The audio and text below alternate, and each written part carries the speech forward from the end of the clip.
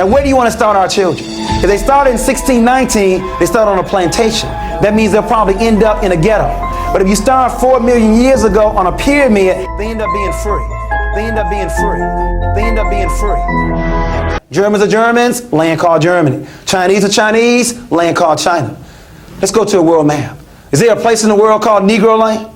What about color land? What about black land? What about Afro-American land? There's only two answers left, Africa and America. But be honest, what comes to most of our children's mind when they hear the word Africa? Tarzan? Running around, no clothes on? Be honest. And what about America? Red, white, and blue and apple pie? That's because of this word right here, which is nothing but his story. You didn't know that? It's all history is. It's somebody's story. You know what I'm talking about. Columbus didn't discover America. He was lost. And the end discovered him. And Abraham Lincoln didn't free any slaves. Or another way to look at it, my story is very, very close to the word mystery. And I want to clear up a couple of mysteries right now. The book is titled Great People, Past and Present.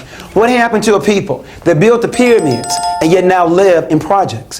What happened? What happened to a people that were the first to read and write using a term called hieroglyphics and yet now can no longer read or write? In essence, what happened to a people in terms of Egypt? It's amazing. King Tut came to America and we didn't realize that King Tut was one of us. Somebody mysteriously took Egypt out of Africa and placed it in the Middle East. Now, how do you take a country out of a continent and then call it something else? As a result, we didn't realize that Egypt is in Africa. Egyptians are Africans, and we were the ones that built those pyramids. But my new history book, Lessons from History, Celebration in Blackness, for elementary, and there's also one for high school. You see, we are concerned about some issues here. The first one being, where do you start? You see, we have found that many black youth are embarrassed talking about the history. The Jews, now about the Holocaust, but us about slavery. I think one reason is where you start. The law says where you start will determine where you end up. Now, where do you want to start our children? If they started in 1619, they start on a plantation. That means they'll probably end up in a ghetto. But if you start 4 million years ago on a pyramid, they end up being free. Now, where do you want to start? On a plantation or on a pyramid? Because depending upon where you start will determine where they end up. Our first problem is we've been starting in the wrong place. And you cannot discuss 4 million years in 28 days. Black History Month. Now, I'm glad we got the month. It used to be a week.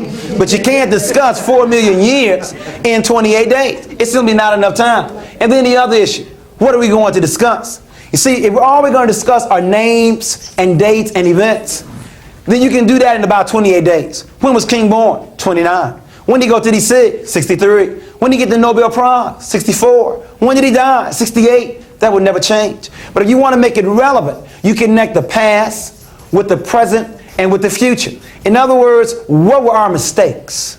Because the mistakes you want to avoid. And the strengths you want to reinforce. I'll say it clearly. Those that don't know their history, don't know their mistakes, are destined to repeat it over and over and over and over again. I'll say it clearly. Those that don't know their history, don't know their mistakes, are destined to repeat it over and over and over and over again. I'll say it clearly. Those that don't know their history, don't know their mistakes, are destined to repeat it over and over and over and over again. Our children need to know their story. And it did not start here. And it should be more than just names and dates and events. But let me calm down and go. What do you think about this topic? Remember to be a Berean scholar, as it is written in the book of Acts 17 verses 11 to 12. Now the Bereans were more noble-minded than the Thessalonians, for they received the message with great eagerness and examined the scriptures every day to see if these teachings were true. It's time to deepen your understanding and see your reflection within the sacred pages. Please like, click subscribe, and click the notification bell to stay up to date with the Berean Scholar channel.